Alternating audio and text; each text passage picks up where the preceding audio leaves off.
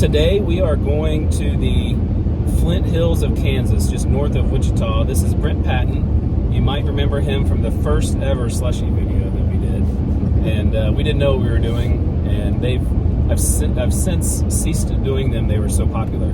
How did the Flint Hills come about, or what are the Flint Hills? So the Flint Hills, they're a region of the eastern side of the state of Kansas, and it kind of stretches from kind of the northeast all the way down to Oklahoma. And I hope I don't get this incorrect, but they were formed during the Permian period, and I think it was formed through glaciers because at one point that was all underwater, and throughout time those glaciers carved out the hills.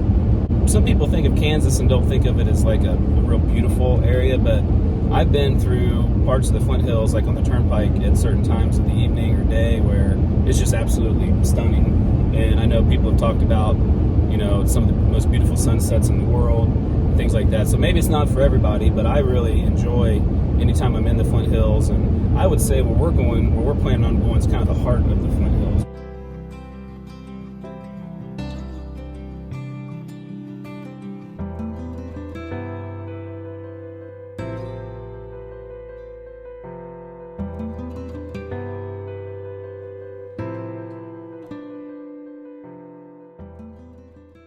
So we're starting off the day in Cedar Point, Kansas. The big attraction here in Cedar Point is this mill that's behind me that was built in the 1870s. And it appears there's a kind of a fundraising effort to save it. It certainly is crumbling, kind of like the town of Cedar Point.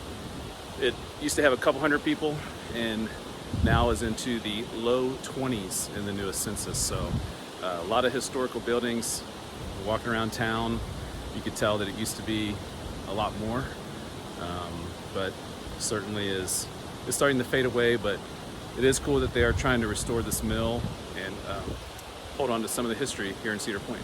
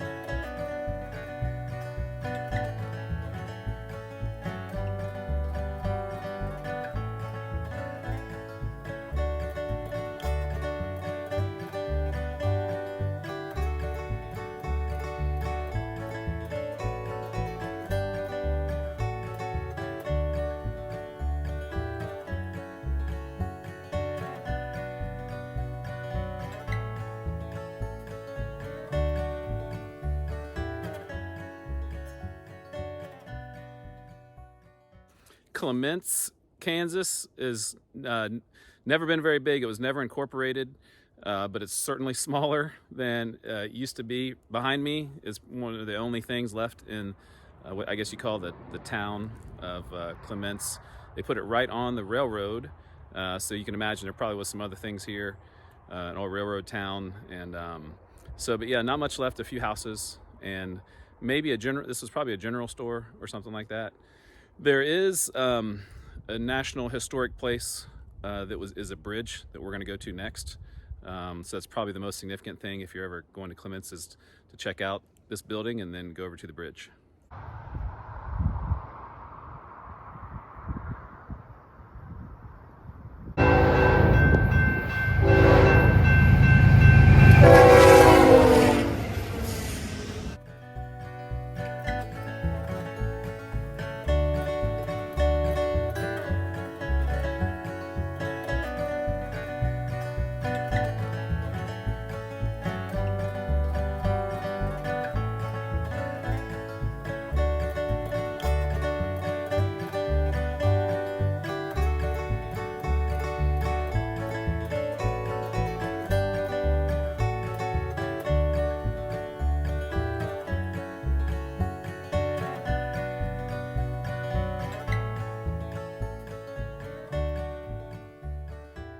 We're here at the Clements Stone Arch Bridge, a beautiful structure, and believe it or not, Brent's family had something to do with the planning of it. Is that right? That's the story. I don't know that they were involved with the actual construction of it, but I think with the planning process and just kind of getting things approved and getting it rolling, it's kind of a story that's been passed down to me from my relatives, so that's my understanding. And you had some family that lived maybe over on the other side of the bridge?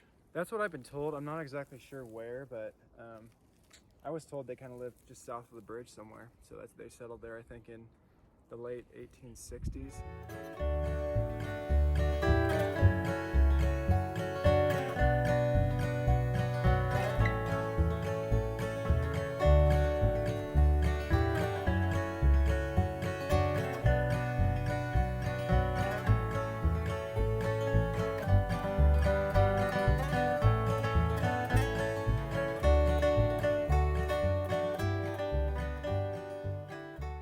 It was named for one of the early settlers. Her wife had a store in Pennsylvania that was called a Bazaar. And so when they moved here, they were trying to come up with a name for the town, so they named it Bazaar. It's obviously a unique name for a town. This was the largest shipping point for cattle in the state of Kansas in the 1920s. So obviously this was much bigger, and now it's very small. It's not really an abandoned place. Most of the houses are newer. There's a couple businesses here, so it's just kind of out of the way.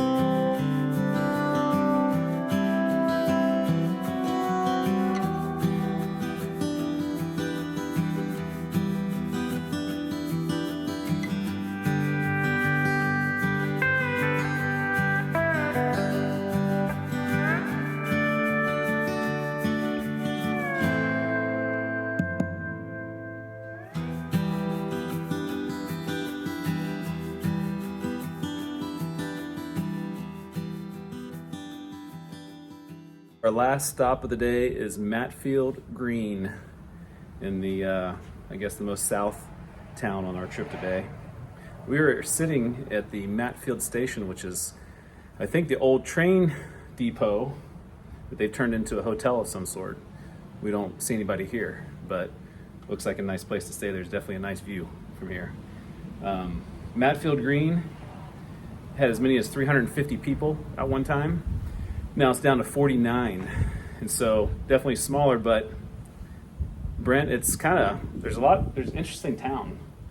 Artwork, we just walked a art path, some sort of prairie art path to get here, and then in town there's, I don't know, some interesting buildings, and so it looks like the 49 people that live here are pretty proud of it and are trying to do something with it. So definitely worth a stop if you're looking for something a little different than just some old dusty buildings.